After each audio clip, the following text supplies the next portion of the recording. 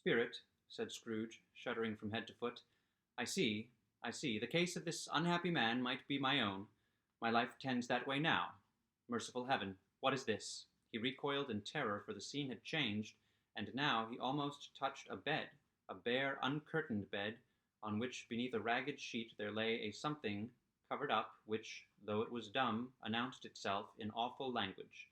The room was very dark, too dark to be observed with any accuracy, though Scrooge glanced round it in obedience to a secret impulse, anxious to know what kind of room it was. A pale light rising in the outer air fell straight upon the bed, and on it, plundered and bereft, unwatched, unwept, uncared for, was the body of this man. Scrooge glanced towards the phantom.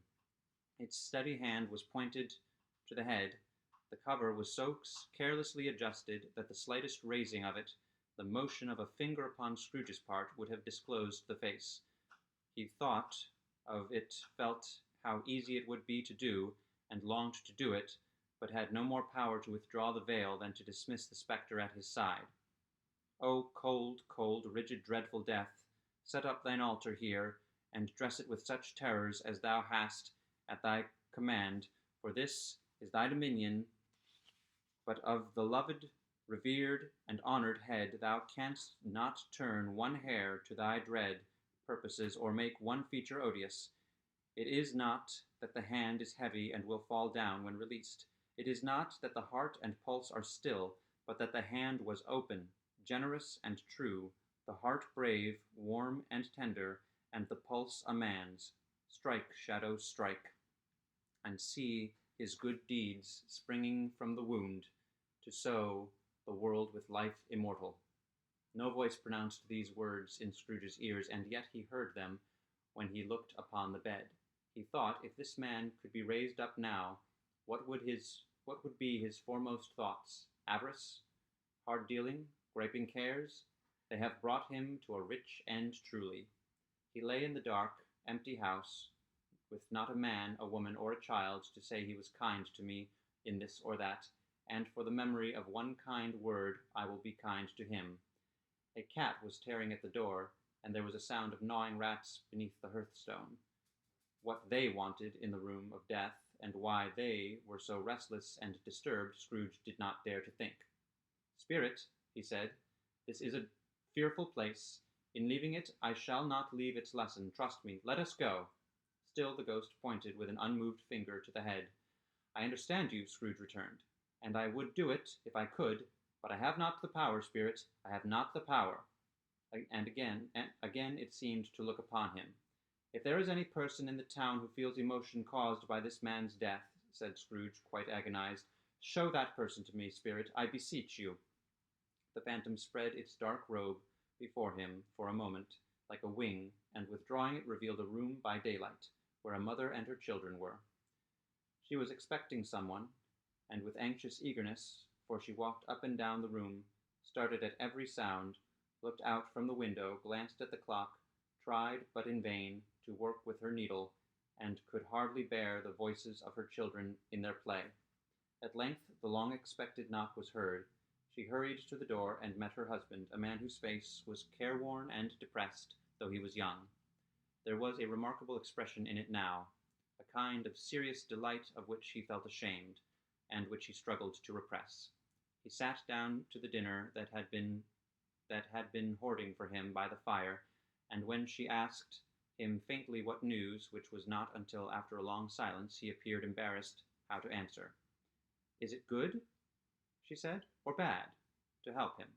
"Bad," he answered. "We are quite ruined?"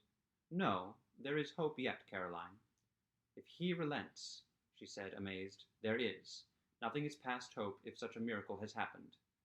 "He is past relenting," said her husband. "He is dead." She was a mild and patient creature, if her face spoke truth, but she was thankful in her soul to hear it, and she said so with clasped hands. She prayed forgiveness the next moment, and was sorry, but the first was the emotion of her heart. "What the half-drunken woman whom I told you of last night said to me, when I tried to see him and obtain a week's delay, and what I thought was a mere excuse to avoid me, turns out to have been quite true. He was not only very ill, but dying then. To whom will our debt be transferred? I don't know, but before that time we shall be ready with the money, and even though we are not, it would be bad fortune indeed to find so merciless a creditor in his successor. We may sleep tonight with light hearts, Caroline. Yes, soften it as they would, their hearts were lighter. The children's faces, hushed and clustered round to hear what they so little understood, were brighter, and it was a happier house for this man's death. The only emotion that the ghost could show him, caused by the event, was one of pleasure. Let me see some tenderness connected with a death, said Scrooge, or that dark chamber spirit, which we left just now, will be ever present to me. The ghost conducted him through several streets familiar to his feet, and as they went along, Scrooge looked here and there to find himself, but nowhere was he to be seen.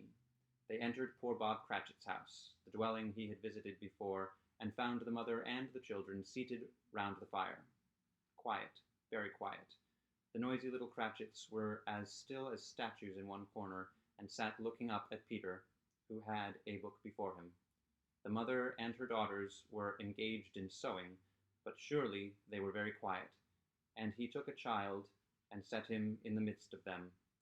Where had Scrooge heard those words? He had not dreamed them. The boy must have read them out, as he and the spirit crossed the threshold. Why did he not go on? The mother laid her work upon the table and put her hand up to her face. "The color hurts my eyes," she said. "The color? Ah, poor Tiny Tim." "They're better now again," said Cratchit's wife. "It makes them weak by candlelight, and I wouldn't show weak eyes to your father when he comes home for the world. It must be near his time." "Past it, rather," Peter answered, shutting up his book. "But I think he has walked a little slower than he used these few last evenings, mother." They were very quiet again.